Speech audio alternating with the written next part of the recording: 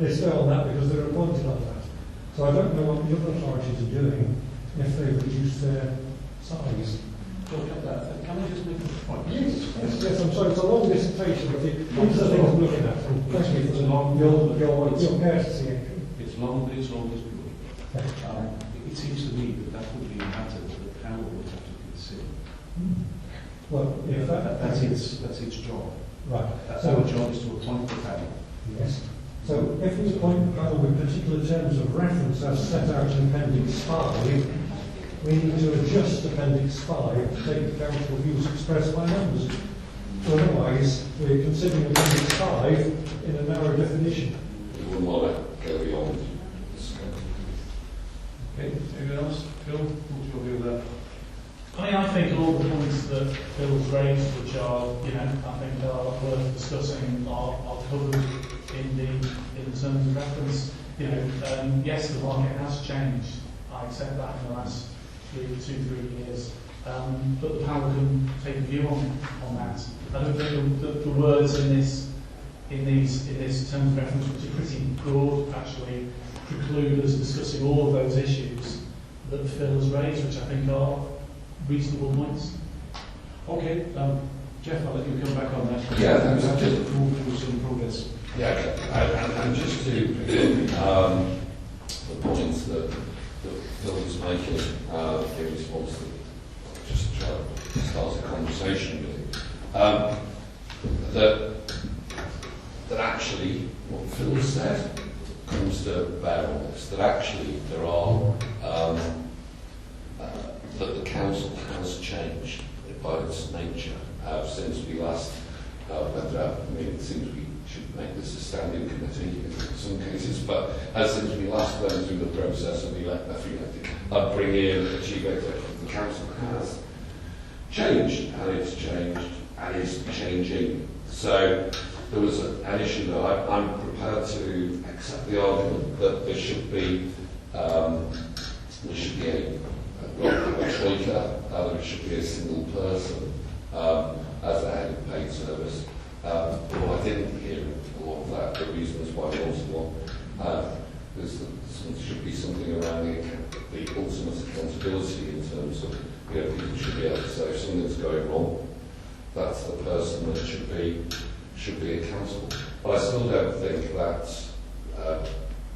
stops us from looking for the opportunities to see if there is the opportunity to share a chief executive. And I would just say, and this is where the conversation starts, reading through this document, there's other options considered, and it says all options outlined in this report. Now, the conversation we've had would suggest that those options can be considered. Now, I listen to you with great understanding. I'm always keen to hear what you have to say as a leader of the council experience person who's been on many of these appointments as chief executives.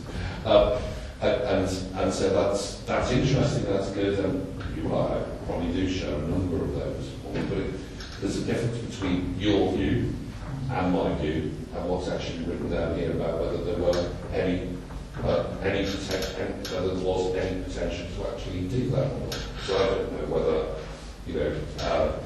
the outgoing chief executive Graham has looked at whether there are potential opportunities.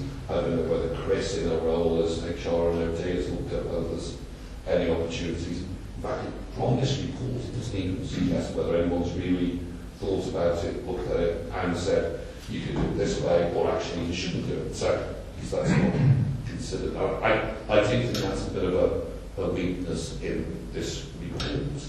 And so, if we are to progress, and I think we do need to, one of the things I would be suggesting is that we should add another item onto the terms of reference, which would be that the panel receives support from the current chief executive and the head of HR and OD on whether there is the opportunity to share a chief executive.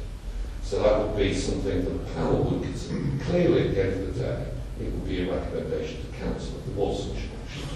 But in terms of giving the amount of authority that's been delegated to this panel in order for it to recommend to council. Again, I think it seems to be a reasonable change. I just think we've got both of those officers here. I think it'd be useful, maybe I can ask the Chief Executive for his views on, Graham, you've worked in this role for 2 years, you've been in Blackburn for a number of years, you know the sector very well. Be interested in your take on the idea of sharing Chairman, I'll say already, probably after this meeting, it probably be that I've been involved. The normal tradition is that the retiring chief executive is not part of the appointment of his or her successor. So it might be once you've set up the appointments panel, and that will probably be the end of my role in this process, unless members simply ask me to do something, but normally it wouldn't be part of it beyond this meeting. But obviously, clearly, if you ask me, I would respond to the request. In terms of sharing of chief executives, I think you are correct. I don't know of any authority of this size outside London that shares a chief executive. There are one or two district councils in the south, and there have been one or two district councils in the northwest Lancashire who have done for a short period of time. I'm not sure anybody doing it currently. So my personal view is, given the challenges that Whittle has got, I like all local authorities have got, budgets and other challenges, it would be a very, very tough task for anybody to work for a council this size or this challenge and everybody else. So my personal advice is, I think you should proceed with the appointment of a full-time chief executive. The only thing I would like to say on terms of appointments, and again, the panel will make its own decisions on these things, but because I've got no interest in it in one sense, I would express a view that I think the current salary is too low to attract decent candidates across the north west. I say there's nothing in it for me. I wouldn't. It doesn't affect me anyway. But just my professional opinion is, I'm not saying necessarily it should be towards the top end of this range. I wouldn't support that. Actually, I would advise that. But I do think there needs to be some increase in salary paid to 20% to attract their candidates. Okay, well, I think we've moved it fully out. I think we should come Well, on. can I formally move that we should add the request for a produced by the standing examiners, but from the current chief executive and the head of HR and everything, and good enough one a paper to that panel for us to consider whether it's an option that's worth further consideration. So I would formally move that that should be added to the terms of reference. There's a second. Okay, let's put that to the vote. Those in favour? And those against? Very good. So Chair's lost. I might not have a second now, but I was prepared what people saying, what I was saying was included or could certainly be addressed. I'd like to suggest that the term of reference 1 is amended to take account of the reduction in the size of the workforce and the revised grading of staff. I don't know whether I was saying. What do you think that's what We would second that in order to make sure we at least we have the conversation. The issue was put. Chris, I think there's a technical question. It's a technical point around grading staff. In the remodeling proposals, it is something obviously that's quite a difficult issue for staff. But in that case, it isn't a question of downgrading. There's suitable alternative roles, and then new roles at a different level. So technically, staff are not downgraded. Their levels change. Revised grading. Yeah, I think I said revised in my. So It's revised roles, not grades. revised roles and grades then. For you, Chair, if I amended taking account. Everyone else who knows me. Now, Phil, are you making a positive proposition? Yes. Okay. Are we clear? I'm not clear what I'm not reading that. Phil, could you see exactly what's been said? Right. After the word the size, to include and the reduction in the size of the workforce and the revised grading and roles of staff. And we've said that just to, so it's, All right. So is there a second? yeah. I'll second it now. Let's put that to the vote. Yeah, we'll accept that. I don't think that it doesn't fetter the panel to look at all the issues. Is it generally felt that that's not a contentious? Thank you. Okay, Phil, well done, you're going through. Enjoy it while you can. Unanimity.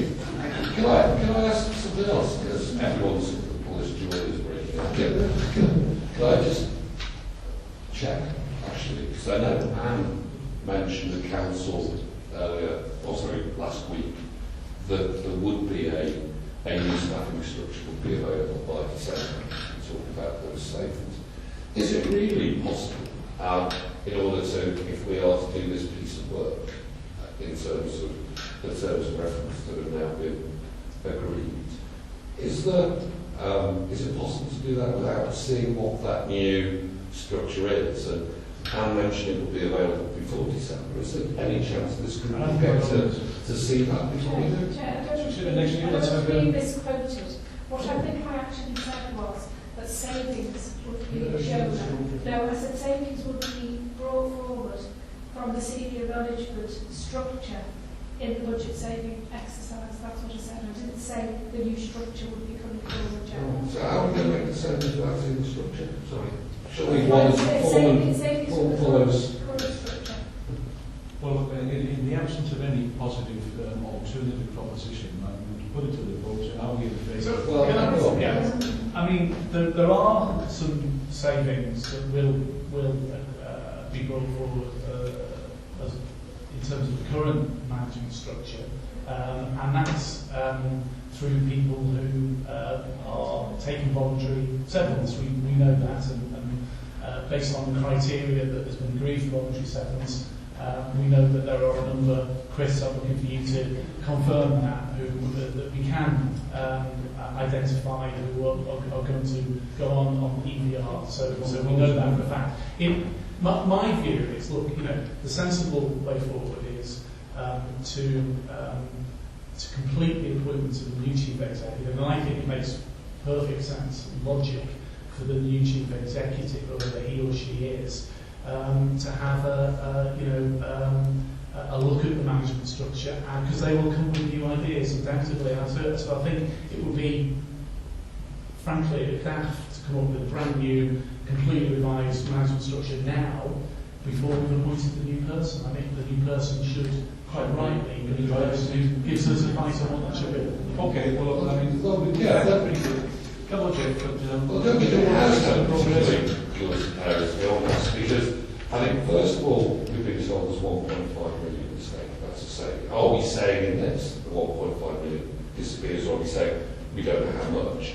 And the second point, and again, this is no particular secret, I think, I'm sure Phil is the word. We were given to understand that what we would see following this process would be a new senior management structure outlined. Now, you can argue that no, we don't want anything to do with the person who has been here for 2 years and has worked out what he thinks is required. And what we'll do instead is we'll wait for someone to come after May, or whenever it is, June, whatever it says in the papers, and let them walk straight into saying what it should be, without knowing the skills, capability, capacity, size of what the structure is.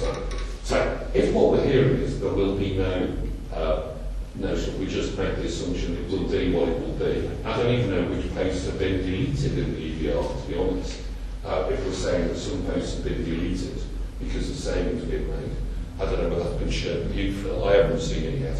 So I don't know where those savings are coming from, or what the coherent view is about where the council's going. So we can ask Chris to give us some information. Okay, so There's a number of points, Chair, I'm happy to clarify. There is a remodelling saving that's previously been agreed at Council of 9.4 million. With open consultation around those savings and new structures across the council on those savings.